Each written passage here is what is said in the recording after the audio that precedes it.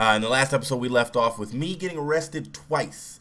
The second one was at the football game, and so in the same 2-week period, I did get arrested a third time. And if you guys watched episode 4, when I rapped, I talked in the rap about a time where for a week I carried a BB gun on my hip, and the reason was I was in a gang called P Mob. It was Players Mob or something like that, Westside Players Mob, and that was a subset of RBP. You hear the subset term a lot, like that's how a lot of gangs were formed in California. Is like bigger gangs started little gangs and had cliques all over the county and area, but they didn't name them all the exact same. And so that was P Mob, and then from P Mob, when Bebe and Ricky joined a Crip gang because a guy that was from Grape Street, which is the same gang as the guy named Dub C. If any of you guys know him, that was on Westside Connection with Ice Cube and Mac 10.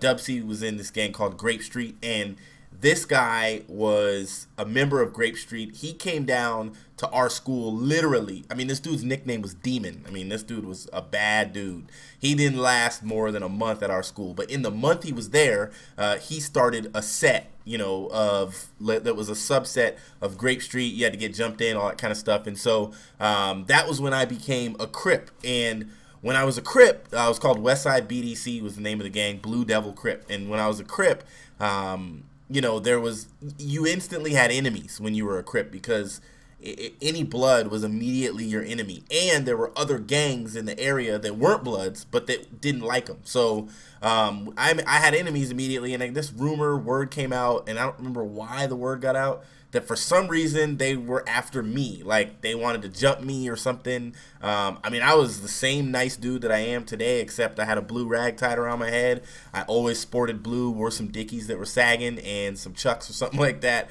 I don't know what I did to kind of piss the Bloods off, but they just, for some reason, I got word that they were after me. So I took this BB gun that I had and I put it on my waist so that if I ever saw them, you know, I would just lift up my waist and they would think that it was a real gun just by seeing the butt of it, because if you saw just the end of it, unless you had a really trained eye from a distance, you would think it was a real gun and you know, back off or shoot me. Luckily, I didn't get shot during the week. I only carried it for 1 week, and then I realized, like, this is going to end up getting me shot because, you know, I'm going to pull my shirt up one time and someone's going to shoot me, like, when my shirt's up. And then they're going to find my dead body with a BB gun on me. And so, but before I gave the BB gun back to my boy, I think it was my boy Jason that I borrowed it from, I just knew he had it. And so before I gave the BB gun back, me, my friend Ian, and he was the only white dude that rolled with us. My friend Ian, and that's significant, you'll know why in a second. My friend Ian and Chris, little Chris, the one that had gotten thrown down by the cops, we went to Heritage Park, and there was a pond there, and there were ducks in it, and we decided we were going to shoot ducks with a BB gun. And so we took like a folder. So we had the folder like this, and it's like a binder. You know, we took it and we put the gun under here, like the BB gun, and we were shooting the ducks so that people wouldn't see it and think it was a real gun or something. So I guess we pulled it out to reload it or something, and in that brief moment, some lady in the library across the pond saw it, some old lady, and called the cops and said that we were shooting the gun at the ducks. And I was like, I mean, afterwards, I was like, okay, wouldn't you have heard us shooting a real gun at ducks? You know, she said, they're shooting the guys, they're killing them. And so what we didn't notice is that these sneaky cops somehow surrounded us to where there was a cop car over the hill to my left, there was a cop car over the hill to my right. I mean, there's these grass hills in the park, and the cop cars had slowly crept up, and then the cops had gotten out, and they're like standing there watching us, and there was a ghetto bird in the air, and a ghetto bird was basically a police helicopter. And my brother, Bebe, and Shay had walked by, and me, Ian, and Chris were like, hey, what up, what up, what up? You know, throwing up our gang signs or whatever. We're saying, come on, because Bebe was in the gang with me. My brother didn't join that gang. He was in P Mob, but he didn't join that gang. And so, and neither did Shay. And so we're like, what up, what up? Come on over. And so they're looking at us pointing up at the ghetto bird, and we're like, what are they talking about? Whatever. Because we were having fun shooting ducks. So we just keep shooting ducks. And when it was like instantaneous, we were surrounded by like 7 or 8 officers. They ran over the hills. A car came driving over the hill. We were just like, what the heck? We backed up. Ian quickly grabbed the BB gun and stuck it in his waist. And we backed up and we were holding our hands up in the air. And the ghetto bird, we then noticed it. And we were like, oh, that's what they were talking about. And so, and my brother, this was so whack. You know, I just realized that now that I think about this story, my brother kept walking. But I don't think he saw me get arrested. I'm going to have to ask him about that, actually. Or if he watches this video, he can comment on it. But I remember we backed up and the cops just kept yelling. They were like, the white guy's got the gun. The white guy's got the gun. Now, the cops had their actual guns out. Like, they had their guns drawn on us, and they're yelling, the white guy's got the gun. They walk up to Ian, and they pull up his waist, and they pull the gun out. And I remember the cop was so mad. He was like, what is this? What is this? And I was like, it's a BB gun. It's a BB gun. It's a BB gun. And he was like, this is a BB gun? And he threw the gun down on the table, and he pulls his gun out and puts it in my face. And he's like, this is a gun. He was like, this is a real gun. He was like, you're playing out here. People think you're shooting people. He was like, this is a real gun. And he's waving the gun in my face. And I'm just like, okay, okay. Yes, sir. I got you. Okay. And he's like, sit down. And they sit us down. They searched us. They sat us down. They didn't put handcuffs on us or anything. They sat us down, and they're, you know, talking to each other, talking on their walkie-talkies. And I was like, excuse me. And one of the cops was like, yes. I was like, are we going to be arrested? And he was like, why are you asking that? And I was like, well, because I know that if you arrest me, then you're going to have to call my mom. And I just want to know if my mom is going to find out about this. And I was dead serious, you know, and he's like, yes, we're going to arrest you. And I was like, for what? And he was like, harm or cruelty to animals. And I was like, really? I didn't say that part. That's what I said on the inside. I was like, oh, man.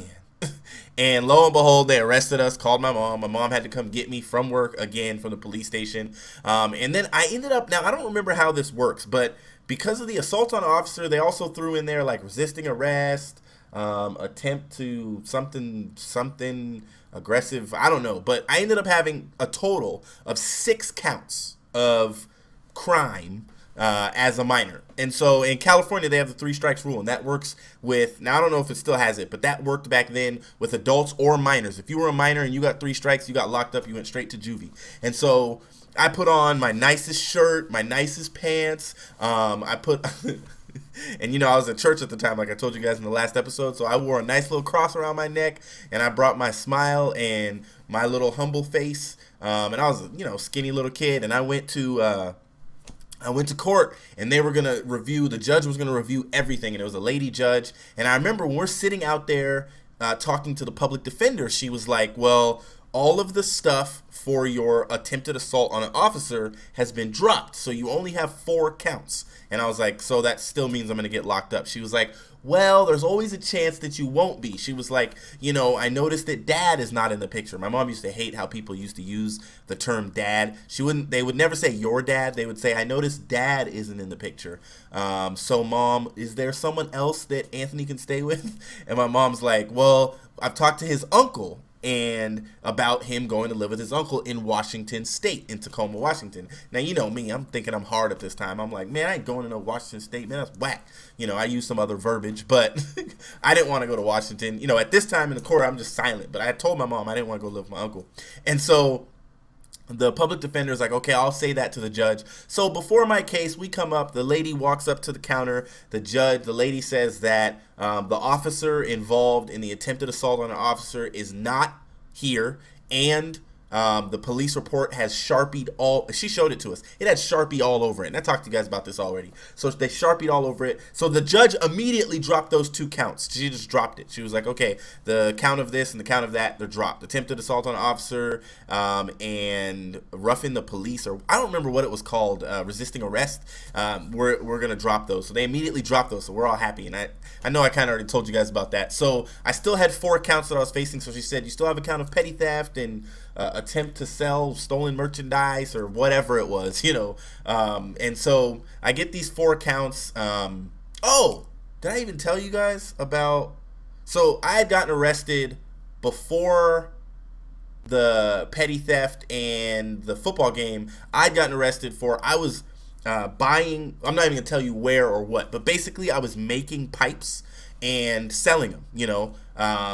I never got in trouble for selling drugs. That was just something that I didn't think was right, I guess. But I sold what you needed to do drugs. And I was selling those at my school, and I got arrested for that too. At school, that sucked, man. That was bad because that was before the calculator thing. But that was probably like 3 months, 4 months earlier. And so I had that on there as well. That's where I got the 4th count. So I had 4 counts. And the judge is like, well, your public defender said that, you know, Anthony has somewhere else he can go, someone else he can stay with. And my mom said, yeah, he has an uncle in Washington State. And the judge said, all right, here's the deal. Said, Anthony, if you stay in California, you will have to do, she's like, you're going to do 92 hours of community service no matter what. So every Saturday and Sunday, you're going to do community service 8 hours until you're done. And I was like, well, this sounds like a lot of fun. So I had to do 16 hours a week for however many weeks. You do the math. You know, it was like 4 weeks or something, a whole month. I don't remember what it was. And so she said, that's number 1. She said, number 2, if you stay in Washington, you will immediately go on probation. And if you violate that probation in any way, you will go straight to juvie. If otherwise, we will review your record when you turn 18 and decide whether or not you're going to go on parole. Or you can leave the state of Washington, we will immediately seal your record, and when you turn 18, it will be expunged, basically like disappear. And so I was like, I looked at my mom. My mom was like, well, can we take some time to make a decision? And the judge was like, yes, you can take some time. Now, at the same time, we went and talked to my school because school was just about to end. And when school ended, my principal basically looked at my mom and me square in the face and said, look, Mom, I noticed Dad isn't around. You know, my mom's getting pissed again because they're saying that. And he said, I'm not even going to say his name. I know the name of this principal, but I'm not going to say his name. And he said, we both know that Anthony is never going to do anything with his life. We both know that Anthony is going to continue to get himself into trouble. And so we have chosen that if Anthony returns to this school district next year, he's going to go to, and I forget the name of the school, but it was basically the school where you go for 2 hours a day and everybody's there that fights and gets suspended and expelled all the time, and the pregnant teenagers. You know, basically that's what they had for us back then. And I would have gone to school for 2 hours a day and been able to run the streets and do whatever I wanted, and not really get educated, but end up with a GED. And my mom kind of sat there and she was like, that's unacceptable. And he was like, well, I don't know what else to tell you. He's like, Anthony has persistently demonstrated that he does not care about school. He doesn't care about anyone but himself, blah, blah, blah. And I'm just sitting there like, I mean, I really didn't like this principal. Now, here's the real deal, guys. You know, before I move on, and I'm going to finish this episode because it's getting long, and I don't want these to be too long, but the school was making sure, and I told you guys this if you listen to the rap, I said that the security guard used to drink hot chocolate with me because he didn't care. He never walked me back to class. The school told my teachers and the security people to not worry if I was out of class or if I was tardy or absent. And I found this out because I was in a class one time and I think I was asleep and I had woken up and the teacher was like, just want to remind you guys that if you're absent for any reason and you have an unexcused absence, we will immediately notify your parents. We'll give you a letter that must be taken home or you will be suspended. And I rose my hand. The teacher was like, yes, Anthony. And I was like, I'm late to your class every day and I'm only here half the time. I was like, but my mom has never been notified. And she was like, oh yeah, the office told us about you. I was like, what? So what we found out is that the school wanted me to get kicked out like they were trying to do at the end of the year. So basically, I only got in trouble if it was involving something that could get me suspended or expelled from school. Anything else, they just let slide. Like skipping class, I'm not lying to you guys. The security guard would sit with me on a bench in the middle of the school, like in the center of the school, and we would drink hot chocolate. And he would sometimes buy it for me out of the little hot chocolate machine. And we would just drink hot chocolate and talk instead of him walking me to class. Never once asked me what class was I supposed to be in. But every time there was a suspicion of me stealing something or selling something, my backpack was always grabbed and searched. I was taken to the office, and it was, you know, it was unfair and it sucked, but I also was pretty bad. You know, I did some bad stuff.